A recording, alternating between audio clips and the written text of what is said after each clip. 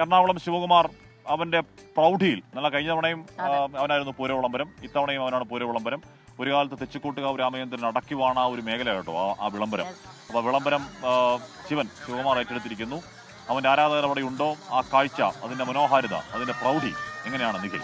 തീർച്ചയായിട്ടും അശ്മി, വലിയ ഒരു ഭാഗ്യം തന്നെ ഈ ശിവകുമാറിന് കൈവന്നിരിക്കുന്നത്. കഴിഞ്ഞ ഏതാനും നാളുകളായി ആ ഭാഗ്യം അവനുണ്ട്. അതായത് ഈ പൂരത്തിന്റെ ഒരു തുടക്കം എന്നുള്ള നിലയ്ക്ക് പൂര വിളംബരവും അതോടൊപ്പം തന്നെ ഏറ്റവും ഒടുവിലത്തെ ചടങ്ങ് ഉപചാരം ചൊല്ലി പിരിയുന്ന ഘട്ടത്തിലും ഈ അതിന്റെ മുൻനിരയിൽ നിൽക്കാനുള്ള ഒരു ഭാഗ്യം എറണാകുളം ശിവകുമാറിനെ സംബന്ധിച്ചിടത്തോളം ലഭിക്കുന്നുണ്ട് എന്നുള്ളത് വളരെ പ്രധാനപ്പെട്ട ഒരു കാര്യമാണ്. ഇപ്പോൾ നെയ്തിലക്കാവിൽ അമ്മയുടെ തിടമ്പേറ്റി എറണാകുളം ശിവകുമാർ ഇങ്ങനെ കടന്നു വരികയാണ്.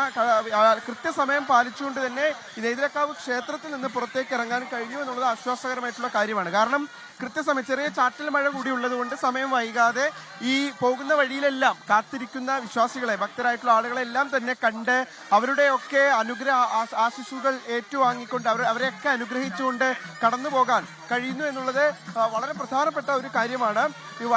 ഈ ക്ഷേത്രത്തിലേക്ക് എത്തിച്ചേരുന്നതിന് മുൻപ് ഏതാണ്ട് ആ സമയക്രമം കൃത്യമായി പാലിക്കാൻ കഴിയുമെന്നതിനാണ് ഇപ്പോൾ ക്ഷേത്രം ഭാരവാഹികളൊക്കെ വ്യക്തമാക്കുന്ന ഒരു കാര്യം. നമുക്ക് മുൻനിരയിൽ തന്നെ ക്ഷേത്രം ഭാരവാഹികളെയും സംസ്ഥാന സർക്കാരിനെ പ്രതിനിധീകരിച്ച് 2 മന്ത്രിമാരെയും കളക്ടറെയും MLA യും ഒക്കെ നമുക്ക് കാണാൻ കഴിയുന്നുണ്ട്.